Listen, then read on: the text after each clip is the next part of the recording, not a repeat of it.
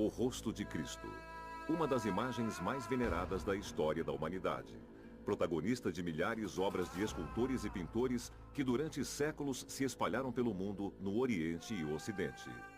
Traços regulares, cabelos longos caindo sobre os ombros, barba, bigode, olhos grandes e olhar nobre. Uma figura inconfundível que, mais do que qualquer outra, continua a ser discutida. Objeto de estudo para cientistas e pesquisadores que desde sempre se perguntam sobre sua importância histórica. Referência para milhões de fiéis que em suas preces buscam o rosto de seu Senhor. Mas que aparência tinha Jesus Cristo? Seria realmente a mesma figura adorada por séculos pelo cristianismo? Nos evangelhos, livros que contam a vida, a pregação, a morte e a ressurreição de Cristo, o Redentor, não há menção sobre seu aspecto físico ou sobre características de sua face. Uma lacuna deixada pelos evangelistas, pois os biógrafos oficiais de Cristo nunca conheceram o protagonista dos fatos narrados por eles. Mas o transcreveram conforme passado pelas tradições orais, muitos anos após sua morte. Apenas João Evangelista, segundo algumas teses, poderia ser o apóstolo preferido de Jesus. Mas nem mesmo ele, que talvez o conhecesse diretamente, teve o cuidado de contar em seu testemunho escrito as características físicas do Senhor. Qual é então a origem daquele que todos, cristãos ou não cristãos, conhecem como o rosto de Cristo? E quanto corresponde à realidade? As imagens que temos de Cristo são bastante tardias em relação aos fatos históricos, pois os evangelhos não nos deixaram um retrato específico da aparência do Senhor quando estava na terra. Então não sabemos de fato como eram seus traços e como era sua face. Não encontrando nos evangelhos nenhuma descrição de Cristo, muitos pintores, escultores e estudiosos recorreram para suas obras a fontes apócrifas e a chamadas imagens aquerópitas. Isto é, não feitas por mãos humanas, mas que surgiram através de milagres. Entre essas, a mais conhecida é com certeza o sudário, conservado na Catedral de Turim e exibido aos fiéis apenas em raras ocasiões. Mas antes dele, por séculos, o cristianismo adorou uma outra relíquia, guardada em Roma, conhecida como véu de Verônica. Um lenço que traz impresso os traços da face de Jesus e que é centro de um verdadeiro mistério histórico-teológico. Uma fascinante história de fé, intrigas de poder e reviravoltas. A personagem Verônica é uma personagem apócrifa dentro da tradição do Novo Testamento. É uma figura que atingiu muito o imaginário popular e, consequentemente, tornou-se parte de um complexo iconográfico muito articulado. A tradição conta que durante a subida de Jesus ao Calvário, uma mulher chamada Verônica, compadecendo-se frente ao sofrimento do Nazareno, abriu caminho entre os centuriões para enxugar o rosto coberto de sangue.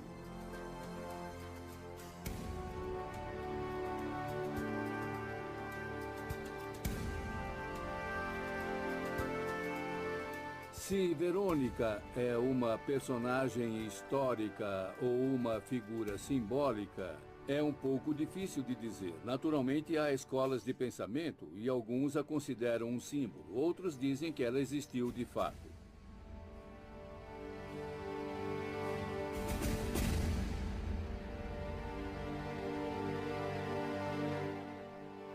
Irmã Ana Catarina Emmerich, conhecida por seus dons de clarividência, conta ter visto Santa Verônica em suas visões da paixão de Jesus. Na presença do Filho de Deus, ela caiu de joelhos, fora de si pela compaixão. Estendeu o sudário por um dos lados. Jesus pegou o véu com a mão esquerda e o pressionou contra seu rosto ensanguentado.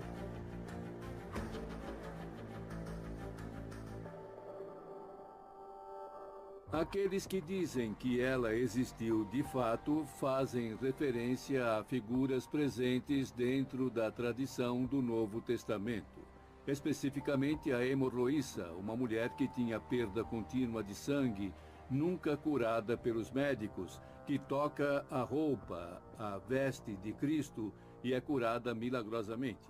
Cura-se e se torna então a portadora do rosto de Cristo através desse linho que chegará até Tibério. Isso para dar sentido, isto é, uma ponte histórica até a futura presença do véu em Roma. A partir do século XV, no Ocidente, Santa Verônica é adorada como símbolo do grupo das mulheres piedosas. Representada em tantas esculturas e pinturas, ela é a protagonista da sexta estação da Via Sacra.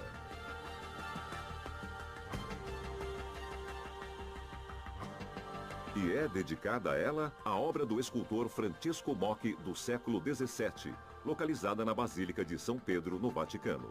Uma estátua imponente que segura em suas mãos o véu em que se representa o rosto sagrado. No entanto, não há vestígios de Santa Verônica nos evangelhos, e seu culto é celebrado apenas no mundo ocidental. Por quê? Quem é e onde nasce o mito de Santa Verônica? Conseguiu de fato imprimir o rosto de Cristo em um pano de linho? E se tal pano de fato existe, onde está agora? No Oriente, no mundo ortodoxo, a sexta estação da Via Sacra não existe. Verônica não existe, existe apenas no Ocidente. É uma imagem que não se encontra nos evangelhos, é completamente inventada, como a tradição apócrifa sempre fez. A tradição apócrifa teve a particularidade de criar as peças perdidas, os anéis perdidos, às vezes as estruturas perdidas, segundo a consciência popular presente nos textos canônicos. Acrescentou peças que humanizaram certos episódios, certas histórias, certas figuras. A religiosidade precisa de sinais. Deve tocar o que é santo. Não basta a palavra, não basta o pensamento, não basta a fé abstrata. A religiosidade vive de coisas, de sinais, de símbolos, e Verônica é um deles.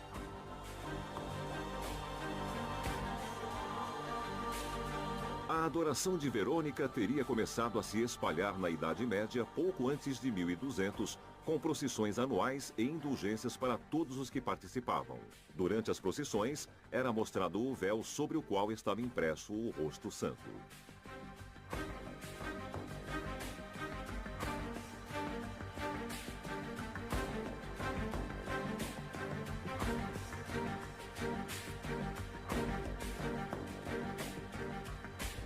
Papa Inocêncio levou em procissão a Roma e a imagem era visível de ambos os lados. Pouco depois, foi criada a procissão de Corpus Christi, com o uso do ostensório também visível de ambos os lados. Nunca havia acontecido.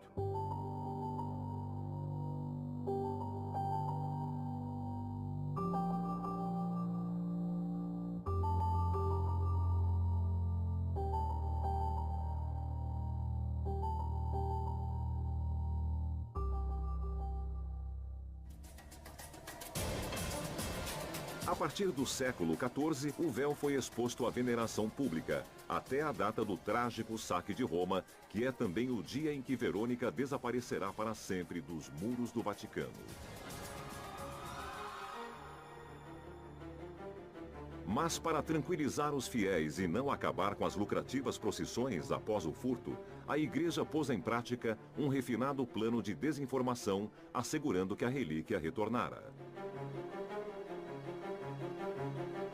O problema surgiu quando a rainha Constança da Áustria enviou uma carta ao Vaticano, na qual pediu uma cópia da imagem.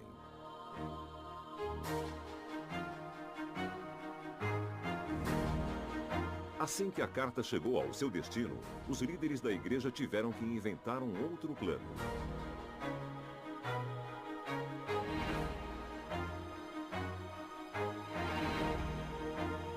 Foi Monsenhor Pietro Strozzi, secretário do Papa, que sugeriu ao pontífice criar secretamente um novo protótipo do véu.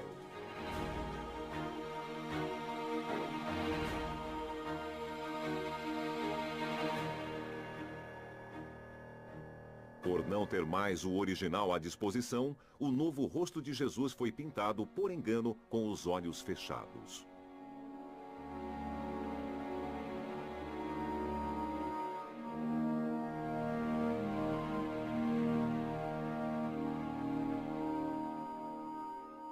Era uma cópia improvisada, não valia muito em termos artísticos. Era muito claro que aquilo era uma cópia improvisada com pouco valor artístico.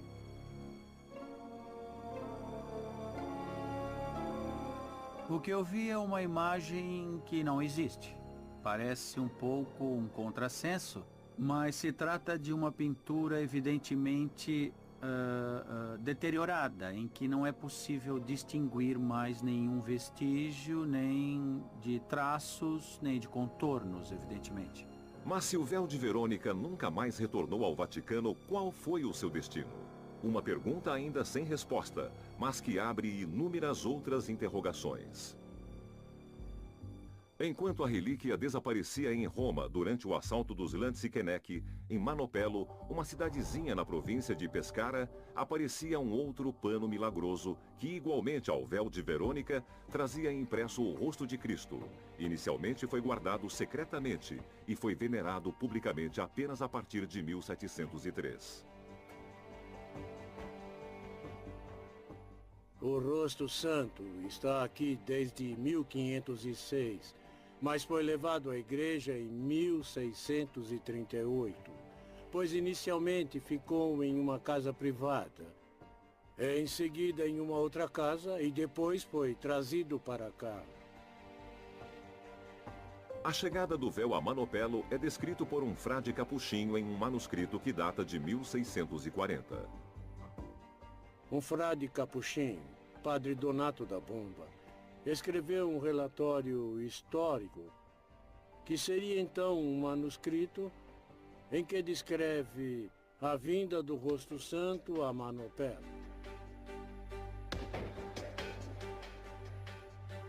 O documento conta que um peregrino chegou em Manopello em 1506, uma data simbólica por ser ligada à adoração de Verônica antes de seu desaparecimento. O viajante entregou a um médico um pacote, e quando o médico o abriu, ficou sem fôlego, mas não pôde agradecer ao peregrino que inexplicavelmente desaparecera.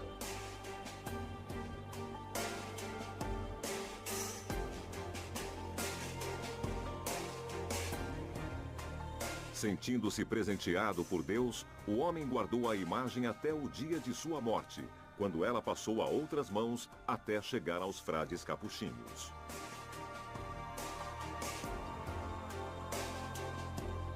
O livro de Padre Donato da Bomba é de fato o primeiro a contar sobre essa presença em Manopello, e sobre o manuscrito foram levantadas várias dúvidas.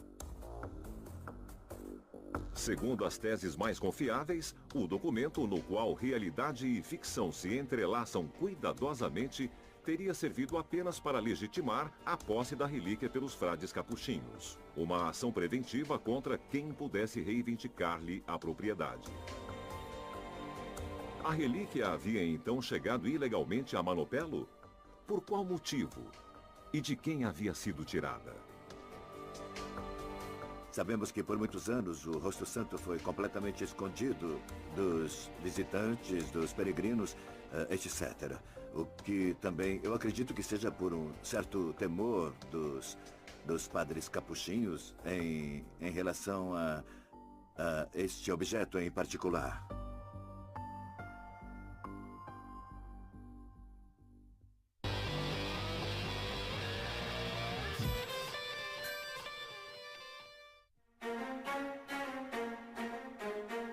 Uma tese diz que quem trouxe o rosto santo para Manopello foi Hernando de Alarcón, um dos protagonistas do saque de Roma, que obtivera o título de Marquês de Valle Siciliana, em Abruzzo, e ao mesmo tempo teve acesso em Roma ao véu de Verônica.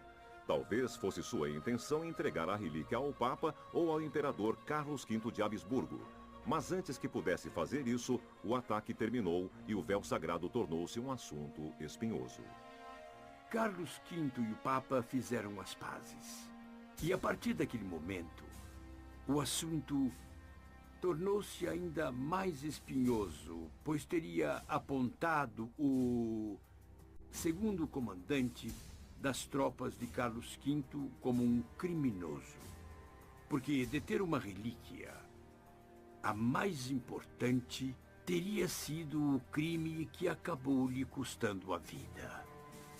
Agora não havia outra possibilidade, a não ser destruí-la ou escondê-la. E então Alarson teria escondido a relíquia em Manopelo? É ela de fato o véu milagroso de Verônica? Ninguém é capaz de explicar como a imagem foi feita. Não existem explicações a respeito. Até agora, todas as pesquisas fracassaram. Ninguém sabe dizer do que se trata. Os primeiros estudos sobre o rosto santo datam do final do século XIX, antes do século XX. O pano em que está gravada a imagem de um homem com cabelos longos e a barba dividida em duas partes tem 17 centímetros de largura e 24 de comprimento. A particularidade mais evidente do véu é sua transparência, o que demonstra que o tecido de que é feito é muito fino, tanto que é possível enxergar através dele.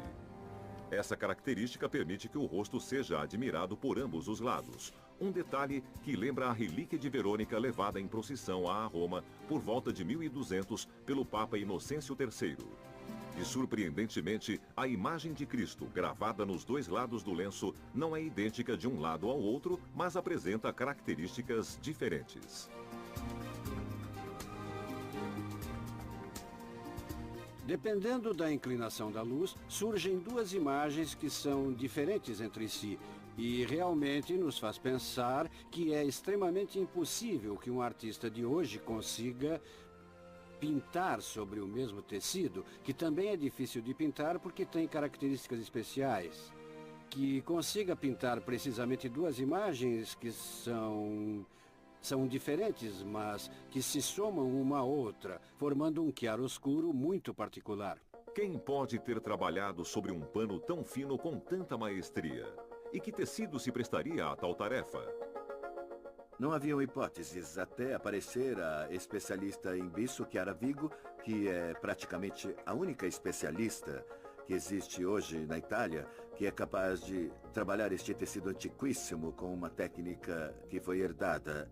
Ela é capaz de afirmar com toda certeza que se trata de bisso.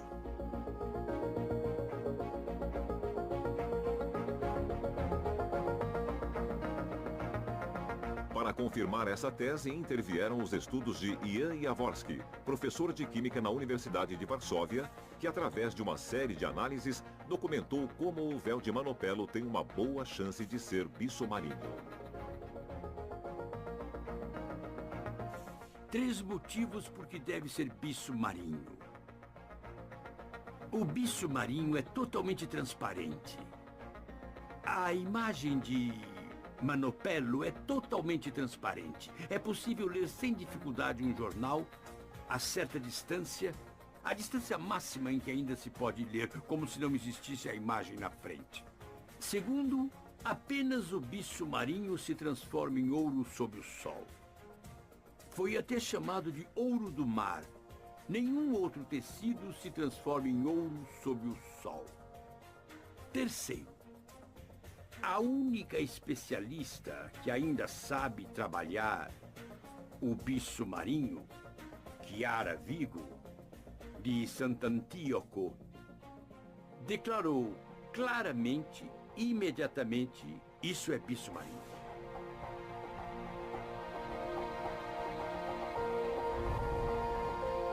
Chiara Vigo, de Sant'Antioco, na Sardenha, é especialista em bisso desde 1987.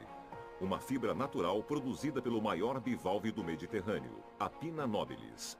Ela emite por seu orifício uma borra que, em contato com a água do mar, se solidifica e se torna seda.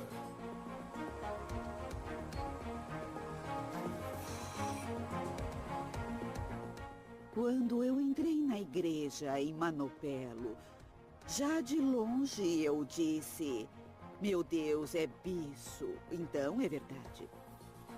Porque nos relatos da minha avó, antes do juramento da água, minha avó me dizia, você tem que memorizar o livro sagrado, porque não se pode tecer este pano sem conhecer a Bíblia.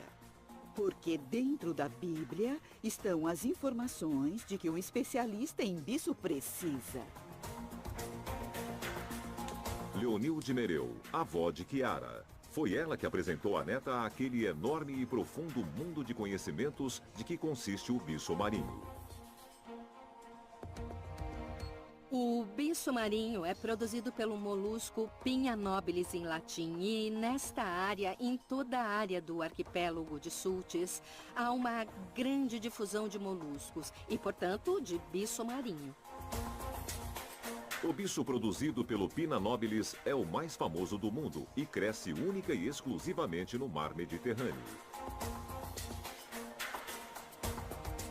A fibra do bicho, quando é secretada, este tufo praticamente se vê uma cauda de fios marrons que não parece nunca que, uma vez trabalhada, limpa e dessalinizada, possa se transformar quase num fio de ouro.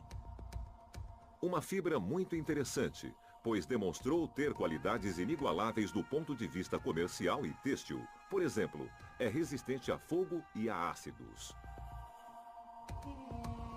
Isso do ponto de vista puramente funcional. Na realidade, depois há toda uma história que vem do sagrado, das citações no Evangelho, no Alcorão e mesmo nos Evangelhos apócrifos que o tornam especial num outro sentido. As Sagradas Escrituras falam do bicho marinho, uma seda real, também usada nos templos de Jesus e tecida apenas por pessoas com características precisas, escolhidas entre as mulheres das aldeias. O bicho pertenceu a Salomão, a rainha Écuba, a Nefertari, a Ramsés I, a Ramsés II. Mas quem é que fazia as roupas do faraó? As roupas do faraó eram feitas pelas mulheres do templo, que teciam algo sagrado. Não podiam tecer algo profano.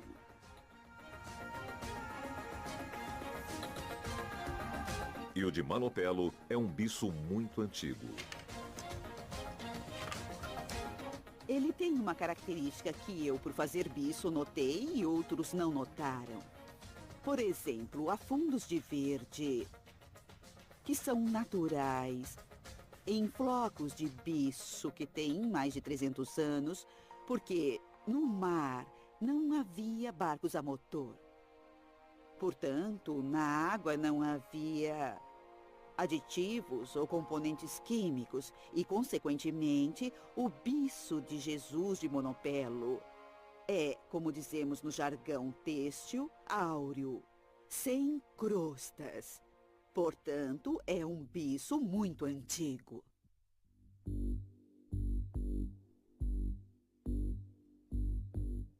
Um material macio, a fibra mais leve da cadeia produtiva e, ao mesmo tempo, é não perecível e resistente a qualquer agente externo, incluindo a pintura.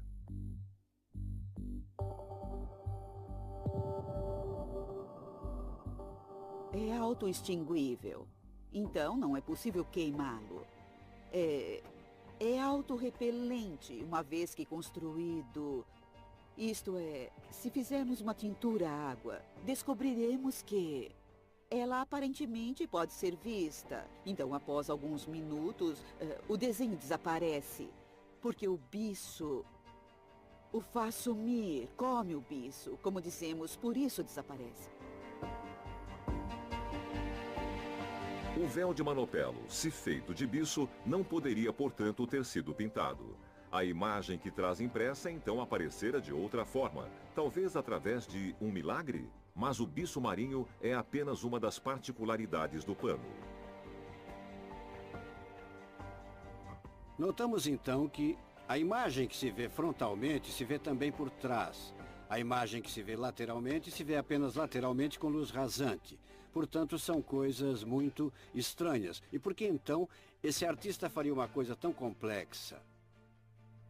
Esta também é uma pergunta, porque deveria haver laboratórios e admitamos que esses laboratórios pudessem fazê-lo. Para conseguir o quê? Uma imagem que se pode ver como qualquer quadro. A imagem de Manopelo foi submetida a diversas tipologias de análise, que, entre outras coisas, excluíram a existência sobre o tecido de aglutinantes pictóricos, como óleos ou ceras. esses estudos ainda não nos levaram a uma conclusão, a não ser a de que se encontram frente a um objeto quase inexplicável. De onde vem então o rosto santo de Manopelo? Pertence às chamadas imagens aquirópitas? E por que aparece em uma vila abruzense enquanto em Roma se perdiam os rastros do véu de Verônica? Para alguns estudiosos, é ele de fato o véu desaparecido, e o que foi gravado sobre o tecido é o verdadeiro rosto de Jesus. Encontrei o rosto santo de Manopelo no final de uma estrada, porque com a minha vocação estava concentrada na pessoa de Cristo. Irmã Blandina Pascalis, estudiosa do sudário e da iconografia, passa a conhecer o rosto santo de Manopelo em 1977. Ao falar sobre ele pela primeira vez, uma irmã da Ordem das Trapistas aconselha-lhe a ler um artigo sobre o assunto. Então peguei o jornal, li esse artigo. Era um artigo aqui do Santuário do Rosto Santo de Manopelo. Falava de todas essas peculiaridades do véu, da transparência, que se pode realmente ler um jornal através dele, que ele muda, os dois lados são quase iguais. Parecia tudo certo. No final, o autor dizia também que as proporções do rosto combinam com o rosto do sudário de Turim. Impressionante. A descoberta lhe despertou tanta curiosidade que, apesar da suspeita inicial, ela decidiu aprofundar o assunto. Não tive a oportunidade de realmente verificar essa ligação, essa correspondência. Apenas anos depois, quando o padre Pfeiffer, o professor Pfeiffer, me ajudou. Ele mesmo veio a Manopelo fazer um desenho sobre a relíquia, com todas essas linhas precisas do rosto. Padre Heinrich Pfeiffer, um dos principais estudiosos e especialistas da relíquia de Manopelo.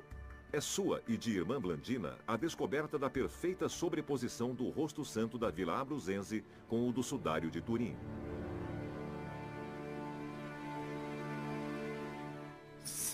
Somente quando vi surgir este único rosto desses dois rostos completamente diferentes, colocados um sobre o outro. Um único rosto. Isso é uma coisa que nos faz tremer. É algo que nos atinge substancialmente.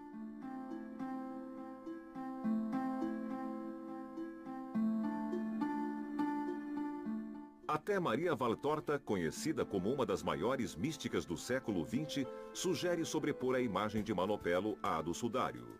Dois aspectos do mesmo rosto, assim como as análises de irmã Blandina e de padre Pfeiffer depois demonstrariam. E Maria Valtorta diz, isto é Jesus neste capítulo, diz que pegue um rosto, os dois rostos, coloque-os um sobre o outro e veja que sou eu. Um é o rosto do morto e o outro do vivo, mas sou eu, diz ela, ou melhor, diz Jesus nesta obra. O Jesus de Manopelo poderia então ser igual ao véu de Verônica, adorado por séculos pelo cristianismo. Mas essa semelhança não explicaria sua sobreposição perfeita com a do sudário de Turim, a menos que a imagem aquirópita da face de Cristo não tenha se formado junto ao próprio sudário, dentro do Santo Sepulcro, que por poucas horas abrigou o corpo do Senhor. Poderia ser de fato assim?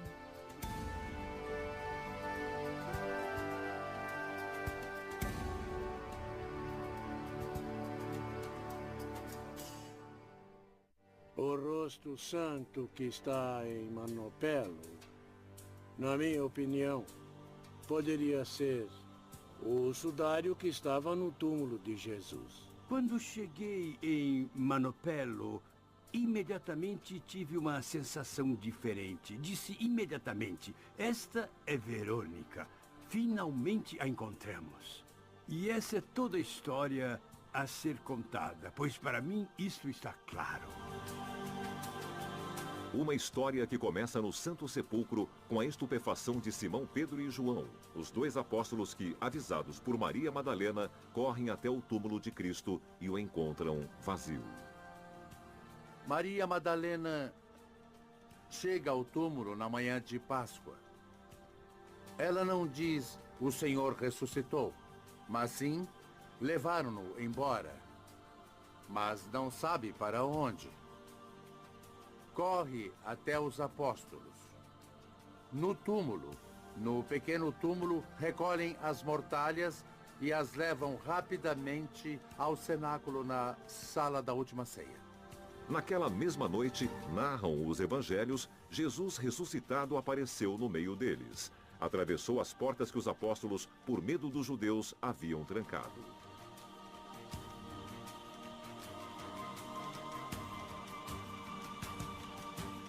Mas por que tinham medo? Havia apenas uma razão para terem medo, porque possuíam essas mortalhas na cultura hebraica, no período de Páscoa. A atmosfera era impetuosa e animada. Se dissessem que Jesus de Nazaré ressuscitou, seria uma coisa.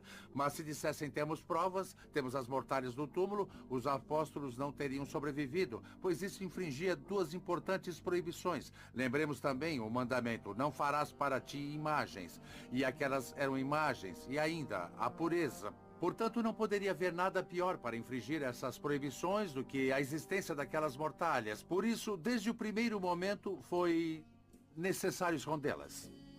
A partir desse momento, daqueles panos fúnebres, evidências diretas da paixão, da morte e do desaparecimento do suposto corpo de Cristo, temos apenas vestígios. Milagrosas relíquias retratando o seu rosto aparecem em diversos lugares. Lendas, histórias, pinturas que criam uma ponte misteriosa entre o Oriente e o Ocidente.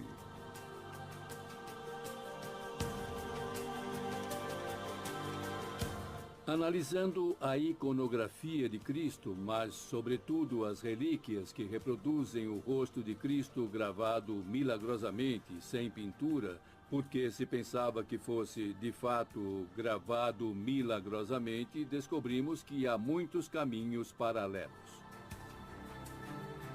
Um deles nos leva à Geórgia, onde se conta a lenda de Maria, mãe de Jesus. Essa lenda conta que Maria possuiria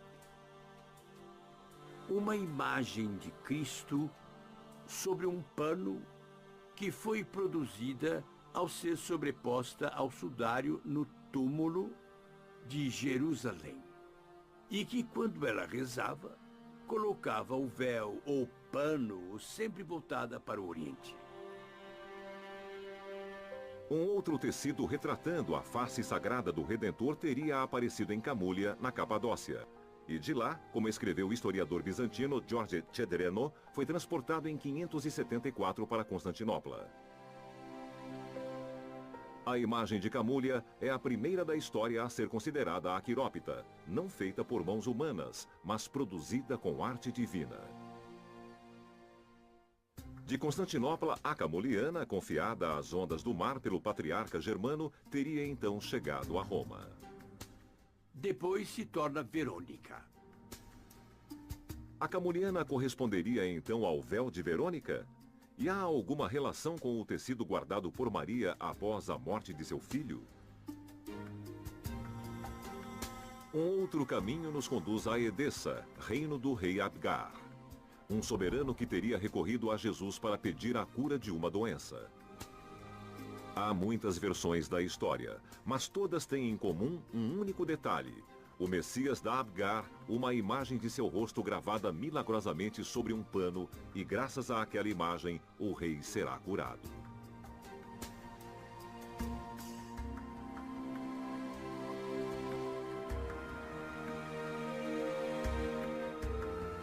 E esse pano com a imagem milagrosa é, de alguma forma, digamos, o elemento que tira da cabeça o apócrifo, a lenda, para entrar na história. E é a primeira passagem. Presume-se que o rosto que Abgar possuía fosse o Mandilion, venerado em Edessa. O Mandilion de Edessa, uma relíquia que a partir do século VI influenciou muito a tradição pictórica, transformando-se em um tipo de arquétipo para as representações iconográficas de Cristo. Inicialmente acreditava-se que o Mandilion fosse um pano que, assim como a camuliana, trazia gravado o rosto do Senhor. Mas vários estudos consideram esse tecido idêntico ao do sudário, que, dobrado em 8, exibia de fato na parte superior a imagem da face do homem do sudário. A partir daquele momento, a imagem de Cristo não é mais deixada para a livre imaginação dos pintores, mas seja a imagem do sudário ou o objeto que surgiu após o século VI ou VII, tornou-se normativo modular para todas as outras imagens. Como a do Pantocrator, presente nos mosaicos em Constantinopla e nas áreas permeadas pela cultura bizantina. A imagem de Cristo Pantocrator é muito semelhante àquela do homem do sudário. Quem a pintou conhecer então a relíquia sagrada? E o Mandilion, talvez a imagem inspiradora do próprio Pantocrator, que relação tinha com o pano que, segundo a tradição, envolveu o corpo de Jesus após a crucificação? Segundo uma variante da história do rei Abgar, o precioso pano teria sido trazido ao monarca doente por São Judas Tadeu, e muito tempo após a morte do rei, teria sido de fato dobrado em 8 e escondido pelos seguidores do cristianismo, na época perseguidos. Dobrando o sudário dessa maneira 8 vezes, fica visível precisamente a área do rosto e todas as antigas representações a partir do IV século que nos mostram o rosto de Cristo muito semelhante ao do sudário. Não temos provas de que o pintor, o iconógrafo que pintou a obra no Monte Sinai, tenha visto o rosto do sudário de Turim também, porque não se sabe, mas é possível. É uma das tantas hipóteses também, porque são estranhamente semelhantes. O pintor não pode ter inventado algo, ele deve ter visto alguma coisa. Isso sim. Segundo algumas reconstruções históricas, o Mandilion, ou mortalha dobrada, foi posteriormente levado a Constantinopla. E em 1204, durante o pontificado do Papa Inocêncio III, em Constantinopla, irrompem os cruzados. Durante 3 dias fazem os piores saques e no despojo da guerra acaba-se talvez até mesmo o sudário do qual se perde o rastro. Em 1204, a mortalha desaparece e reaparece na França. Cerca de 150 anos depois, em meados do século XIV, por volta de 1353, nas mãos de um cavaleiro cruzado que a expõe e cuja mulher era de fato descendente do cruzado, dono da região de Blaquerna, onde o sudário estava em Constantinopla em 1204. Uma outra pista interessante diz que a mortalha sagrada teria sido mantida por um período pelos cavaleiros templários. Há um rosto interessante, venerado pelos templários, que foi descoberto em Templecombe, na Inglaterra, que se parece muito com o sudário, tem 145 pontos de sobreposição. E um dos últimos cavaleiros templários que morreu na fogueira, em 1314, se chamava Geoffroy de Cherny e era parente do primeiro proprietário, Geoffroy de Cherny, que em 1353 disse possuir o sudário.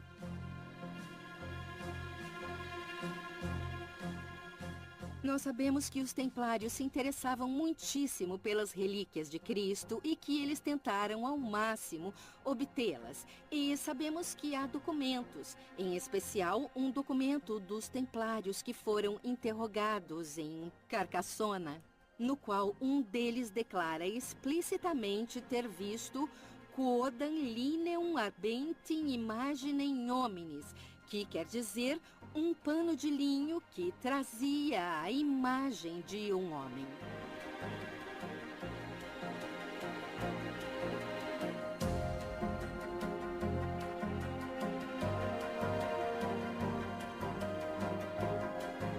A neta de Geoffroy de Cherny, o primeiro proprietário oficial na França, dá o sudário ao Savoia, praticamente 100 anos depois, em 1453. E o Savoia o mantém primeiro em Chambéry, em seu castelo, em uma capela que foi construída especialmente para ele.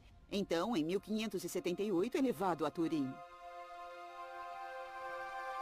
Os cavaleiros templários poderiam então, por um período, ter tido a custódia do sudário, o que teria terminado em França, em Chambéry, mantido na Sainte-Chapelle do Castelo do Savoia.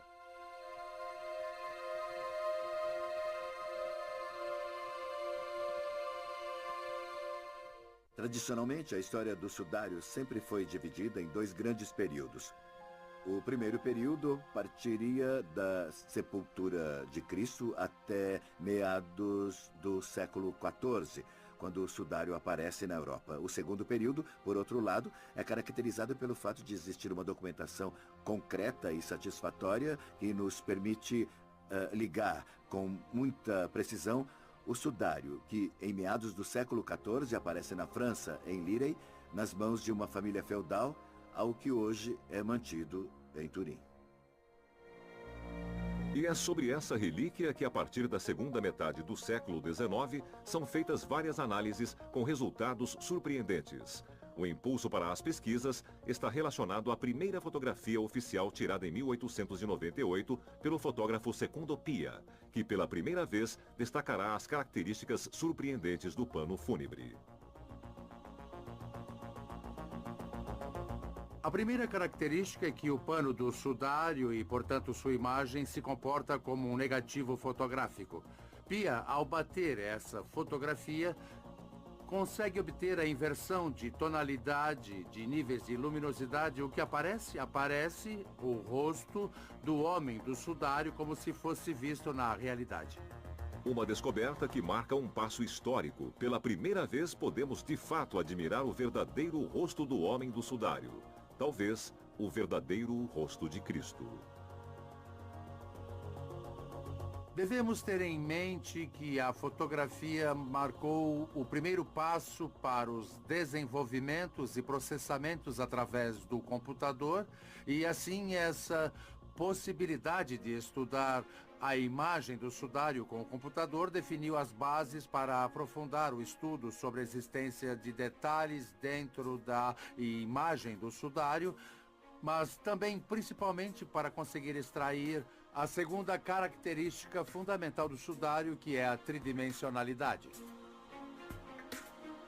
Eu tinha 3 anos quando meu pai o fotografou. Naquela época, ele obviamente imprimia dezenas de fotografias do rosto em escala de 1 por 1, portanto em dimensões muito grandes. Giovanni Battista Yudica Cordiglia, o pai de Max, foi o primeiro em 1969 a bater uma fotografia colorida do sudário e a dar profundidade à imagem. E então, dando tridimensionalidade à figura sobre a imagem que nós conseguimos criar, parece que a tela se apoia sobre um corpo que ajuda, que facilita a leitura da imagem. Max Yudica Cordiglia e sua equipe reconstruíram em 3D a figura do homem do sudário.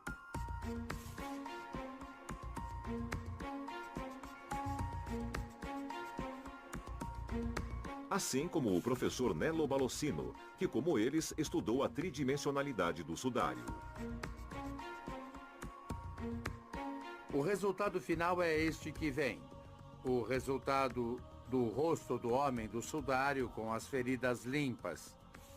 Nota-se um leve borrão, mas quem trabalha com processamento de imagens sabe que borrões são sempre relacionados a um filtro passa-baixo. Assim, eliminou todas as imperfeições. Elimina as imperfeições, elimina o ruído, mas também resulta em um leve borrão. Ao vê-lo em sua tridimensionalidade, o rosto do homem do sudário corresponde efetivamente à mais antiga tradição iconográfica. Quem teria imaginado que, após 2000 anos, poderíamos ver a face de Cristo? Que Cristo tivesse, por assim dizer, inventado a fotografia antes de nossos dias para nos dar até hoje a oportunidade de ver seu rosto assim como seus contemporâneos puderam ver.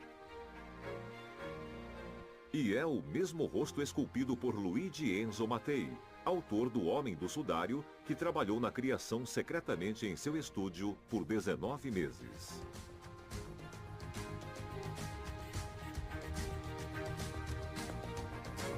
Como surgiu este rosto? Com certeza através do tecido do sudário na leitura total. O rosto pertence à linhagem semítica. A distância, o eixo entre as pupilas, é menor que os 65 milímetros da linhagem europeia. Tem o nariz alongado, o bigode, a barba arrancada mais curta do lado direito. É um rosto grave, solene. É um rosto que emana modéstia, confiança. Parece quase desligado do corpo martirizado. Mas é um rosto que, mesmo que não se possa ver os olhos, as pálpebras estão abaixadas, olha dentro de nós. E é um rosto que nos faz refletir, nos faz pensar. O sudário não dá respostas, mas levanta questões. Questões que continuam a se multiplicar em torno do mistério do Santo Rosto de Jesus. E se, como vimos, as pesquisas feitas até agora demonstram que o rosto do sudário é o que mais se aproxima da imagem de Cristo, existem outros panos que integram e completam as informações contidas no sudário. Um deles é uma mortalha, mantida em Oviedo, na Espanha.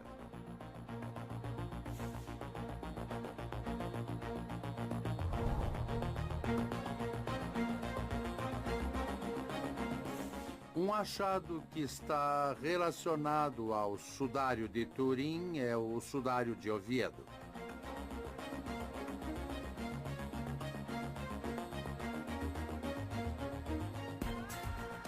O sudário de Oviedo constitui uma prova interessante de sustentação anatomopatológica para o sudário de Turim, já que as manchas de sangue têm o mesmo grupo sanguíneo e, portanto, há uma analogia importante.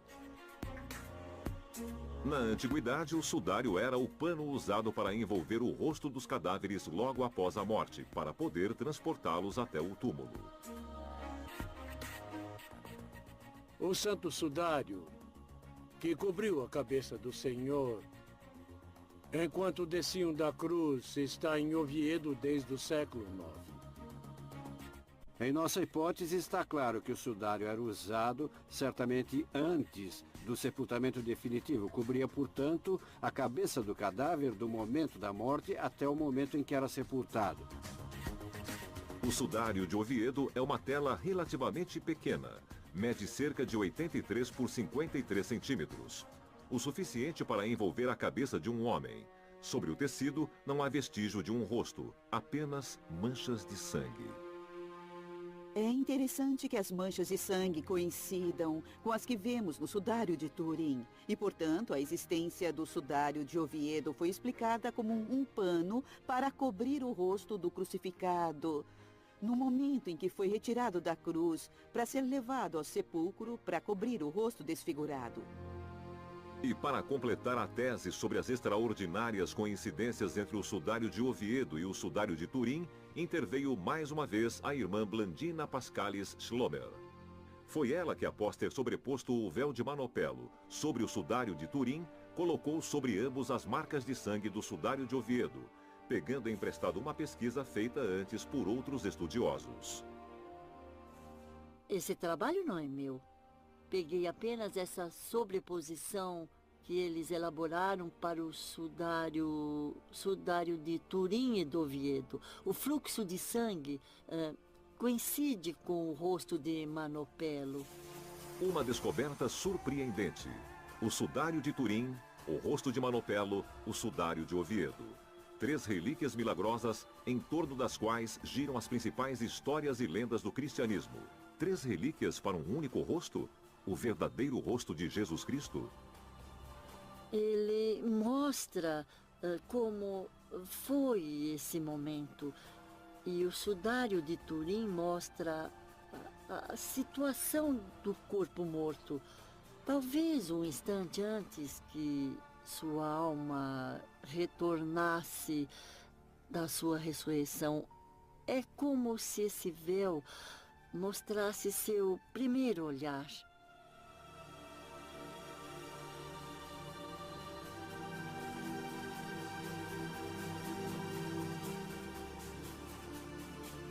Hoje está muito claro, muito óbvio que a imagem do rosto santo mostra o mesmo homem de Turim, mostra o mesmo homem de Oviedo, na Espanha. É uma única pessoa. Estamos então diante de sofisticadas fotografias do rosto de Cristo? Imagens tridimensionais que de um passado distante chegam até nós para trazer uma mensagem? A prova da ressurreição do corpo de Jesus? Seu quinto e último evangelho? As perguntas continuam em aberto. O certo é que as imagens de Manopelo, de Oviedo e de Turim são mais uma prova para os que creem e um enorme desafio para a ciência. E ainda há muito para descobrir.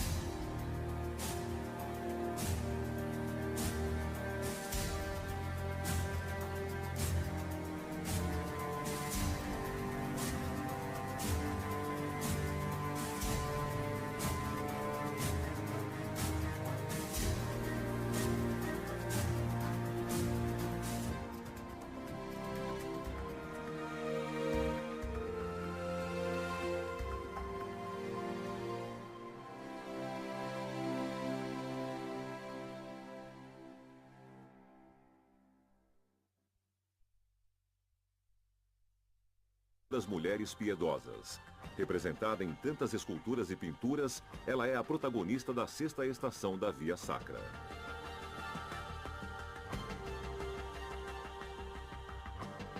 E é dedicada a ela a obra do escultor Francesco Mocchi do século XVII, localizada na Basílica de São Pedro, no Vaticano.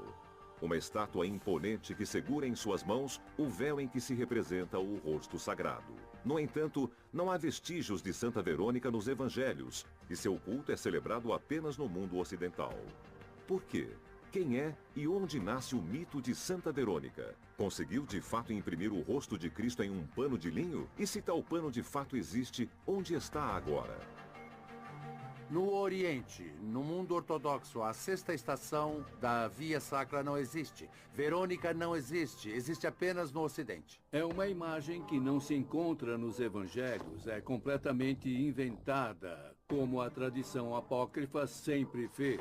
A tradição apócrifa teve a particularidade de criar as peças perdidas, os anéis perdidos, às vezes as estruturas perdidas, segundo a consciência popular presente nos textos canônicos. Acrescentou peças que humanizaram certos episódios.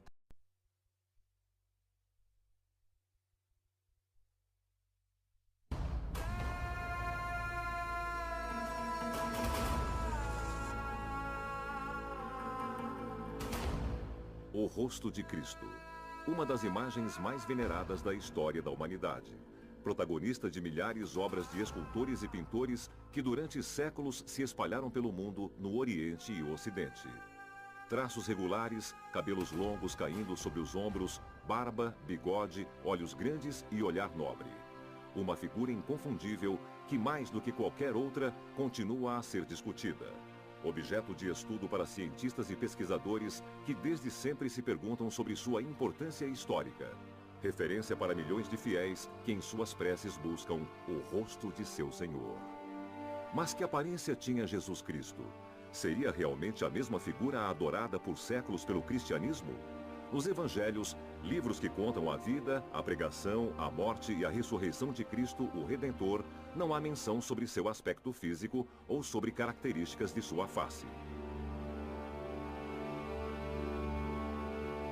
Uma lacuna deixada pelos evangelistas, pois os biógrafos oficiais de Cristo nunca conheceram o protagonista dos fatos narrados por eles. Mas o transcreveram em raras ocasiões. Mas antes dele, por séculos, o cristianismo adorou uma outra relíquia, guardada em Roma, conhecida como Véu de Verônica. Um lenço que traz impresso os traços da face de Jesus e que é centro de um verdadeiro mistério histórico-teológico. Uma fascinante história de fé, intrigas de poder e reviravoltas. A personagem Verônica é uma personagem apócrifa dentro da tradição do Novo Testamento. É uma figura que atingiu muito o imaginário popular e, consequentemente, tornou-se parte de um complexo iconográfico muito articulado. A tradição conta que durante a subida de Jesus ao Calvário, uma mulher chamada Verônica, compadecendo-se frente ao sofrimento do Nazareno, abriu caminho entre os centuriões para enxugar o rosto coberto de sangue.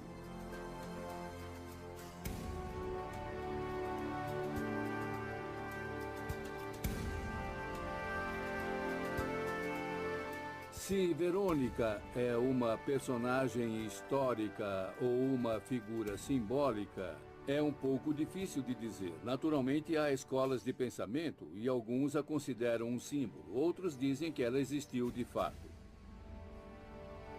Viram conforme passado pelas tradições orais, muitos anos após sua morte. Apenas João Evangelista, segundo algumas teses, poderia ser o apóstolo preferido de Jesus. Mas nem mesmo ele, que talvez o conhecesse diretamente, teve o cuidado de contar em seu testemunho escrito as características físicas do Senhor. Qual é então a origem daquele que todos, cristãos ou não cristãos, conhecem como o rosto de Cristo? E quanto corresponde à realidade?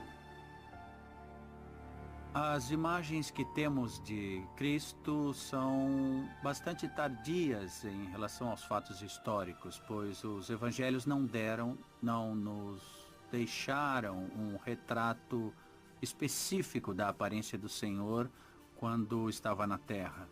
Então não sabemos de fato como eram seus traços e como era sua face. Não encontrando nos evangelhos nenhuma descrição de Cristo, muitos pintores, escultores e estudiosos recorreram para suas obras a fontes apócrifas e a chamadas imagens aquerópitas. isto é, não feitas por mãos humanas, mas que surgiram através de milagres. Entre essas, a mais conhecida é com certeza o sudário, conservado na Catedral de Turim e exibido aos fiéis apenas...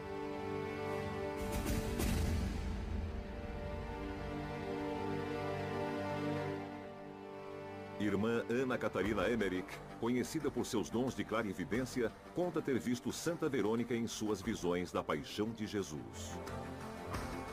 Na presença do Filho de Deus, ela caiu de joelhos, fora de si pela compaixão. Estendeu o sudário por um dos lados. Jesus pegou o véu com a mão esquerda e o pressionou contra seu rosto ensanguentado.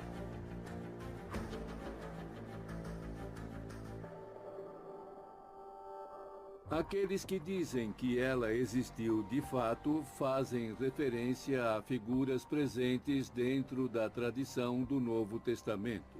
Especificamente a hemorroíça, uma mulher que tinha perda contínua de sangue, nunca curada pelos médicos, que toca a roupa, a veste de Cristo e é curada milagrosamente.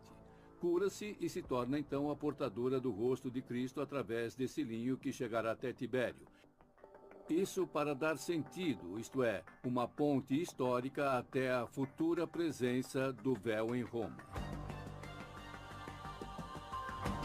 A partir do século XV, no Ocidente, Santa Verônica é adorada como símbolo do grupo